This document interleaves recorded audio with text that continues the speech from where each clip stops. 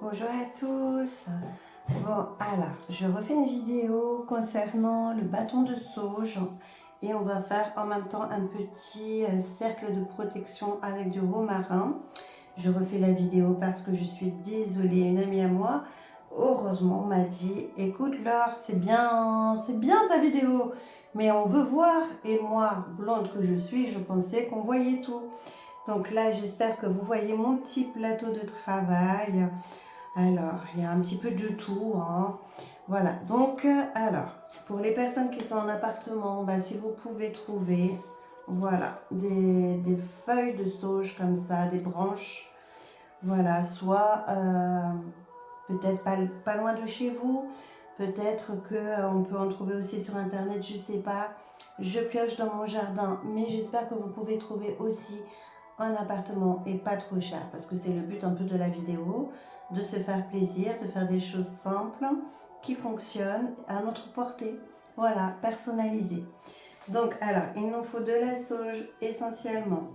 Moi, je rajoute de la menthe. Alors, j'ai oublié de dire, là, elles sont pas sèches encore, hein, donc je prépare mes bâtons et je vais les mettre à sécher. Une fois que ce sera sec, ça donnera cette apparence-là. Voilà, j'ai pas encore fini mon bâton, mais voilà ce que ça donne. Donc, ça, ce sont les derniers que j'ai fait avec la précédente vidéo. Donc après, ça commence tout doucement à sécher. Alors, si vous voulez un bâton épais, vous le faites. Si vous voulez que ce soit fin, long, vous faites vraiment comme vous en avez envie. Faites parler votre cœur. Alors, il nous faut toujours du fil naturel, soit du fil comme ça, de coton. Prenez la couleur que vous avez envie, peu de fun. Là, je continue avec mon rose. On peut prendre des petites cordelettes, vous savez, en lin ou en coton, c'est pareil. Voilà, donc moi, je prépare mon fil.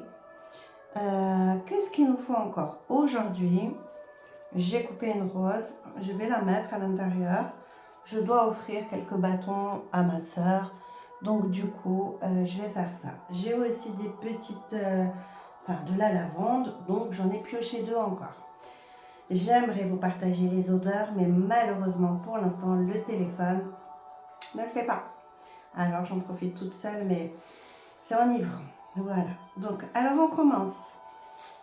Donc, je me débarrasse un petit peu, hein, je fais un peu le ménage. Voilà. Je prends donc, alors, ma sauge. Voilà. Vous voyez, j'ai deux comme ça. Je vais les placer comme ça au milieu. Je les rapproche un petit peu. Voilà, pour que ce soit épais des deux côtés. Ensuite, là, bon, ma menthe est déjà sèche, c'est un avantage. Voilà, c'est toujours ça sec, hein. Voilà, je l'applique comme vous voyez. Je peux l'appliquer comme je veux, 2, 3 fois, et je la mets comme ça au milieu. Alors, ensuite, on va dire que c'est un petit bâton gourmand, presque. Voilà, un peu de lavande. Je pense qu'une fois qu'il sera allumé, ça sentira extrêmement bon. Vous voyez, ça commence un peu à être garni. On garde, voilà, les tiges et on les replie. On perd rien, hein. Vous voyez, la lavande, je vais faire pareil, je vais replier. Donc, j'espère que vous pouvez avoir à votre portée tous ces éléments.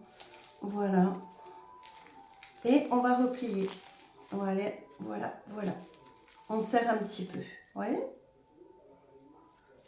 Et je vais en faire autant de l'autre côté.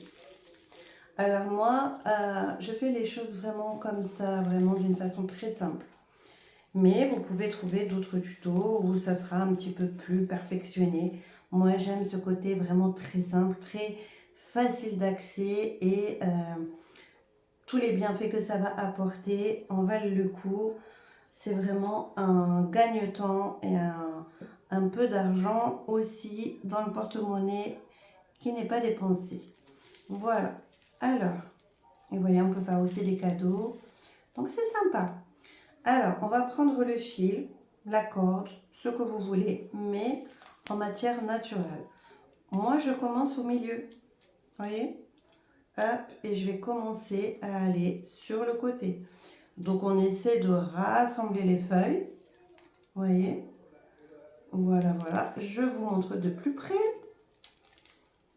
Voilà. Là, je vais replier un peu mes feuilles, puisque ça déborde. Voilà. Donc on continue comme ça.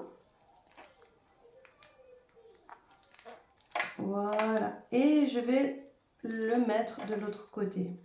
Et je vais continuer avec mon fil. Voilà. Hop, hop, hop.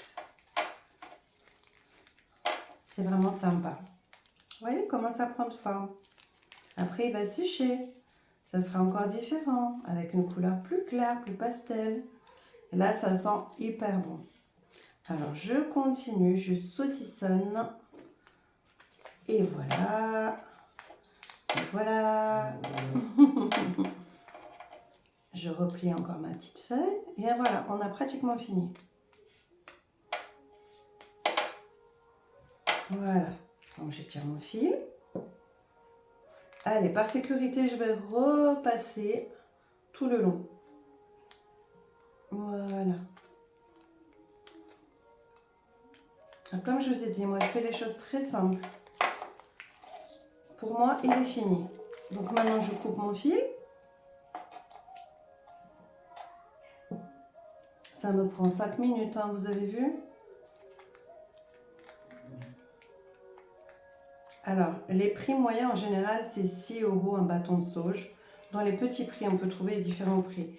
Voilà, soit on fait un nœud, soit on passe en dessous et on retourne comme ça. Voilà. Donc là, je vous le montre. Vous n'avez pas l'odeur, mais il est fait. Donc, je vais le mettre de côté. Vous voyez, ça m'en fait déjà 3. Je vais le mettre de côté. Alors, pour le prochain bâton, ça sera exactement la même chose. On va mettre, voilà, on va plier ça en deux. Je vais mettre ce que je veux. Ça peut être aussi des feuilles de laurier. Je fais ça aussi. Ou le romarin que j'ai là. Mais là, je vais vous montrer autre chose. Donc, après, je placerai ma rose au milieu. Je replierai, voilà, les feuilles. Et on aura le même principe de saucissonnage. On va appeler ça comme ça. Voilà, donc comme je vais faire une vidéo un peu plus riche aujourd'hui, je laisse le bâton de sauge de côté et on va passer au romarin. Alors, comme je vais faire assez souvent des vidéos, donc je vous donnerai de temps en temps un peu plus d'explications. Je vous donne la base, après vous pouvez faire vos recherches. Mais le romarin est très utile aussi pour les purifications et les protections. Donc là, vous voyez, je ne peux pas m'empêcher, ça vient tout seul, je fais un petit rond. Donc maintenant, comme moi j'ai envie de faire rentrer un petit peu de pépette dans ma maison, ce que je vais faire, je vais rajouter un petit bâton de cannelle.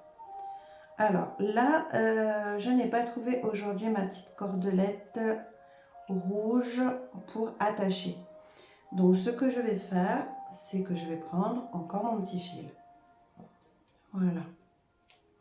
Donc bien sûr, il va falloir aussi mettre une intention dessus. Alors voilà, je vais essayer, voilà, de fermer tranquillement. Je vous montre tout ça. Ça, vous pouvez en faire autant que vous voulez, hein. On va les garder un certain temps, puis on les remplacera. Voilà, moi j'aime bien quand c'est frais comme ça, et laisser sécher et remplacer. Parce que ça va absorber aussi des énergies. Puis à un moment donné, les énergies aussi, il faut qu'elles repartent. Il faut laisser des énergies neuves, propres, avec de nouvelles intentions. Voilà, donc ça c'est la base. Alors moi j'ai mis la cannelle parce que je vous ai dit, c'est pour essayer de faire entrer un petit peu d'argent. Donc là ce que j'ai fait, voilà, comme je veux du rouge aussi, parce que ça apporte aussi, voilà, j'ai coupé un petit pompon. Ça, vous pouvez trouver aussi sur Internet des pochettes entières et c'est vraiment pas cher. Voilà, donc je trouve que pour la petite déco, c'est très mignon. Et alors, vous avez la possibilité de soit mettre un petit ruban. Voilà, on peut mettre un petit ruban en haut et l'accrocher où on veut. Moi, ça va aller sur les portes de poignée, sur la première porte d'entrée. Et en général, c'est bien d'en placer sur toutes les portes, puisqu'il y a les ouvertures et fermetures. Vous voyez, moi, je vais passer directement comme ça, parce que j'aime bien. Ça sent super bon. Alors, je vous laisse regarder aussi sur Internet ou Google tous les bienfaits, en fait, du romarin. Dans la cuisine et aussi pour les petits travaux. Donc, voilà. Vous voyez, c'est tout simple, c'est tout mignon. Comme aujourd'hui, c'est la pleine lune, cette lune bleue qui va aussi un petit peu bousculer au niveau des émotions, des sentiments. Ça va remuer, c'est normal.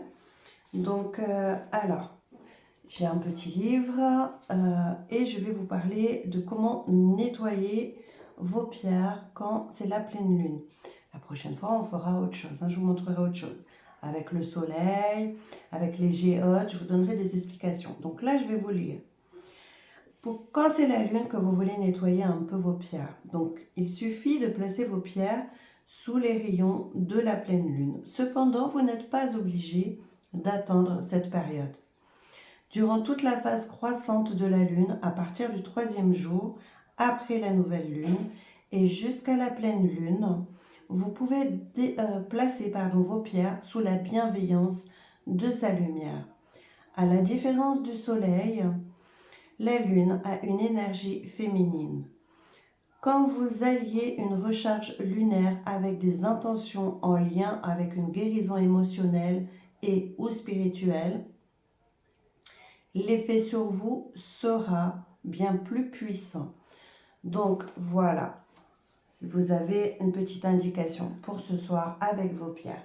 Vous avez, je crois, 2 pierres qui ne se rechargent pas aussi, hein. Donc on en parlera peut-être dans une autre vidéo. Alors, est-ce que j'ai fait le tour pour aujourd'hui? Ben, je pense que oui. Alors, j'espère que cette fois-ci, vous avez bien vu et que vous me pardonnez pour la première vidéo. Allez, un petit coup.